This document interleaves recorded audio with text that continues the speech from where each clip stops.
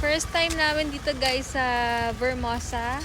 Ayala Malls Vermosa guys. Medyo nakakalito pa, walang mga signages and all. Pero for sure makakabisado namin yan. Check lang kami kung anong meron dito. Kasi gusto ko naman lumabas guys.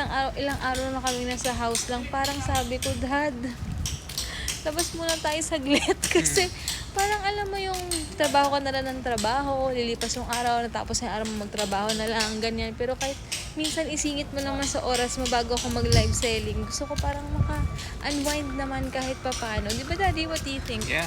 Diba? Unwind. Oo. Check natin anong meron dito.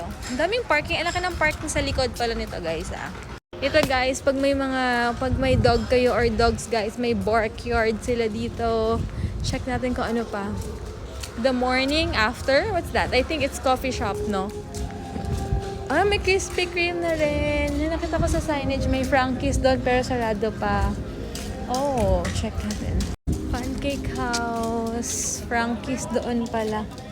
Wala pa iba yung Nonos. Ando doon. Ano pa meron dito? Gusto ko parang sabaw-sabaw eh. Wala eh, parang wala. Ayun, ano yun? Mga Japanese doon. Sana may ramen, please. Gusto ko ng ramen, guys. Naglalaway ako sa ramen. Parang may Japanese something dun. Pero parang baka ano lang, check natin. Magkakaroon ng mamalus dun, Daddy. Ano pa ba? Hindi ko alam kung may mesa. Ano pa ba? Pero ito gusto ko to. Ito yung Chinese. Sana bukas na. Oh, open na. Ayan, gusto ko ramen. Ito guys, is may playground din dun for kids. Ito man for dogs.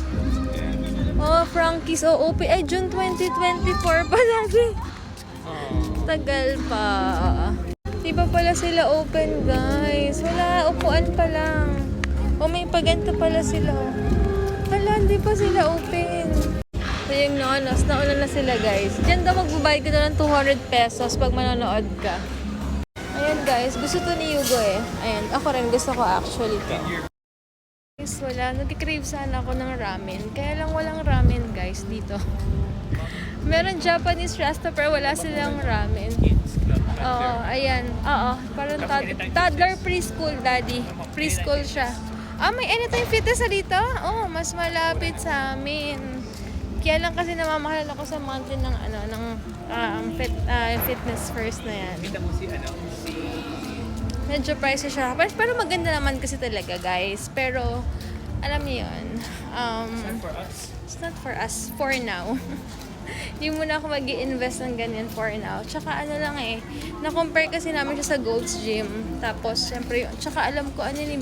Kailangan mo makipag-commit ng 1 year. Tapos, ano siya, ibabawa sa card mo monthly. Ganun siya, guys. So, mahirap makipag-commit ng ganun. Baka hindi mo masabi yung schedule.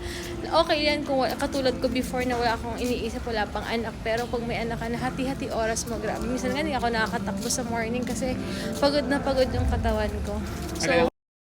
So masasabi ko for now, guys, na babalik na lang kami dito kapag kumpleto na halos siguro mga next year. Yung Frankie's 2024 pa. Kasi halos lahat sarado. Parang wala rin. Pero kung gusto mo nang meron kang place na may privacy ka, like pagkainan, ganyan, meetups, ganyan, pwede na sa Nonos.